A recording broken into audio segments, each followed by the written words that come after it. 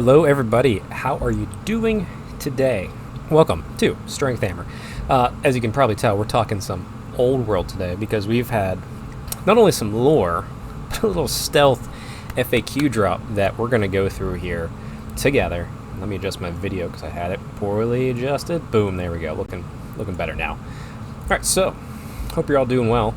Yeah, let's just. I thought about waiting for this for the podcast, but this was just fun, and I thought it'd be nice to just kind of go through it, get my own thoughts and feedback. Maybe we'll touch upon it on a future podcast here. But hey, if they're gonna stealth drop an FAQ like this, I can stealth drop a video out of nowhere. So, but let's start with the dwarf lore.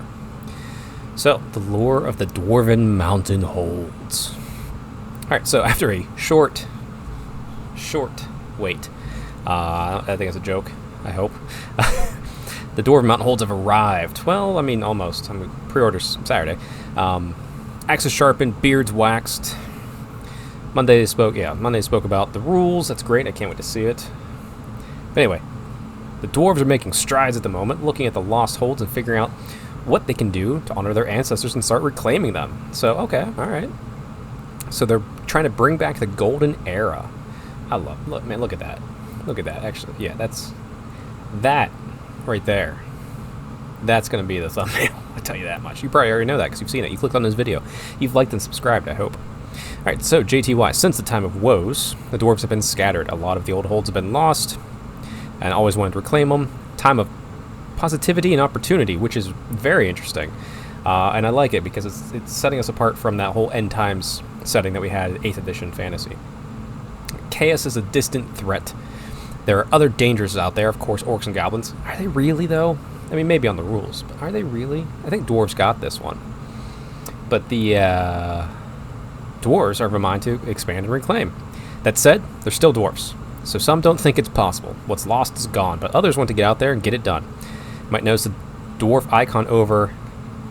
It's called Carrick 8 Peaks. Come on, let's get the full name out there. It's on the map. The dwarves think they've reclaimed it, though it's really only a few top levels. Okay.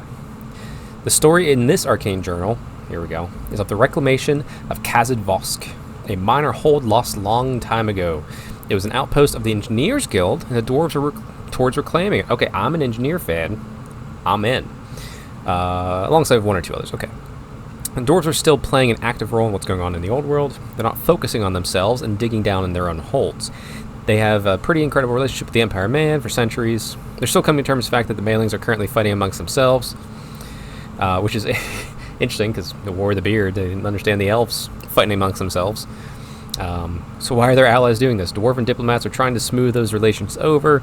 They're not going to take sides, but they want to act as arbiters and trading partners, everyone. They're trying to be steadfast allies no matter what bickering is going on. So yeah, as the multiple emperors is kicking off here, that's what they do. So, okay. It's a little tight to read, but go over to the Warhammer community article and check it out and read it for yourself. I'll read it here a little bit later, but yeah, okay, so we got Athaloran down here. So that's where the Wood Elves are. So Bretonnians down here.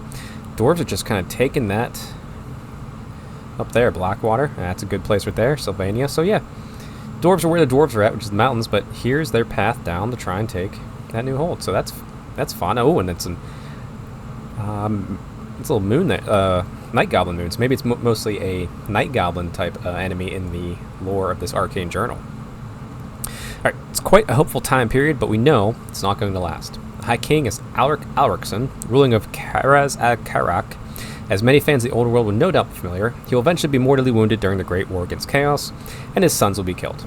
But he survives long enough, out of sheer stubbornness, it's amazing, for his thanes to go out and perform mighty deeds to prove themselves worthy of the throne. That's when Thorgrim, a well-known name whose mother is the High King's sister, proves his worth, and in the fullness of time is crowned High King.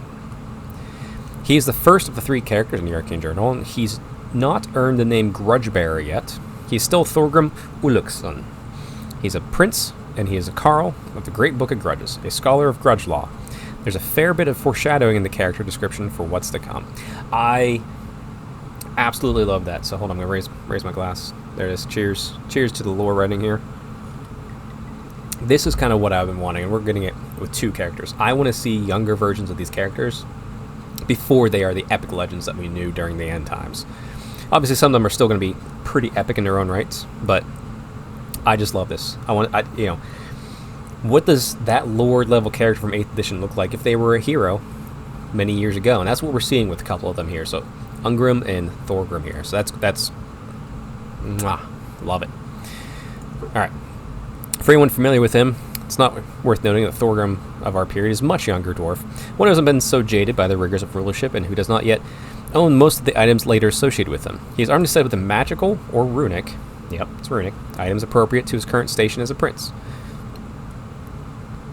He has an item called the Grudge Stone, which is an O stone that makes him incredibly tough to shift, as it should.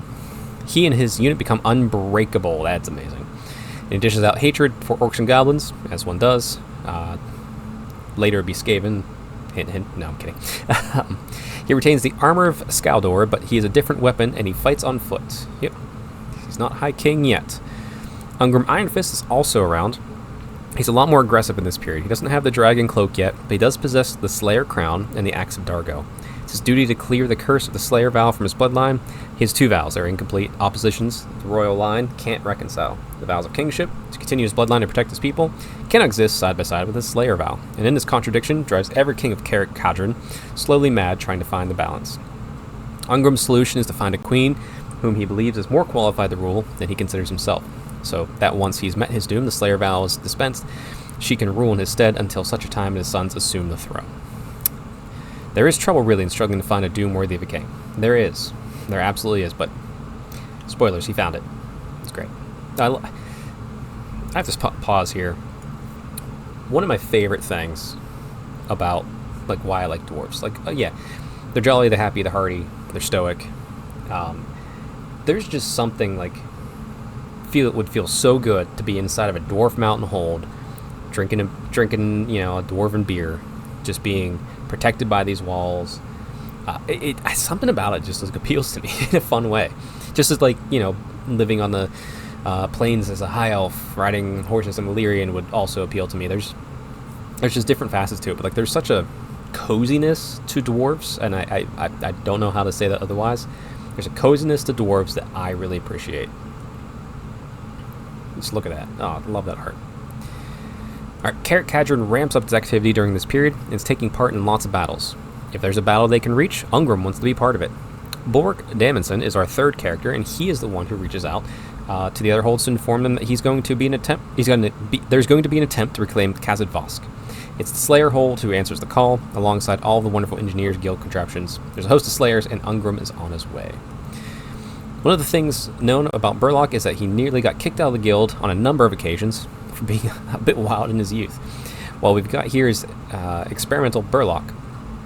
He's field testing inventive weapons, famously loses an arm at some point in his adventures, and both of the weapons, new models he's carrying, certainly look like they could blow off a limb. He's got a hammer with a furnace in the end of it, steam-powered pistol, either of which would go catastrophically wrong. It's almost as the reason he ends up leading the reclamation of Khazad Vosk. He makes one too many mess-ups into Engineers Guild. There we go. Nice little gyrocopter art. A little Dr. Robotnik. Alright, anyways, we wrap it up. Alright, so he's given a choice. Do something significant to prove your maturity, to prove that you aren't totally reckless. Your father's a good engineer, which is why we're putting up with you. Or you're not an engineer anymore. He completely misunderstands the objective and says, right, we're going to reclaim the lost hold of Khazad Vosk. This isn't what the guild wanted, but if he goes ahead with he either doesn't return, which deals with the issues of experiments blowing up in the workshop, or he might actually succeed. So they give him the resources and send him off his merry way throughout the Underway. Because it was an outpost of a guild, it's thought to be full workshop full of inventions. However, it's been fallen for a long time. It's full of orcs. We follow the story of the arrival and the assault of the upper levels. This is a different proposition for dwarves because it puts them in the role of attacking a fortified enemy rather than sitting back and firing cannon in defense. They do reclaim the upper levels. We may return to Khazad Vosk in the future. That is exciting. Let's see the last little note here. Check back in Warhammer community tomorrow. We'll be examining some of the new classic models. Okay, so another article tomorrow. That will be fun. And actually, I did say that there's a little stealth FAQ. I'm actually going to separate that out in its own video just so it can stand on its own. So I'll cut this one here. So, if you are listening right now, let me know what you think about the the dwarf lore. Let me know if you're happy about it. Let me know if you also find dwarves to be cozy.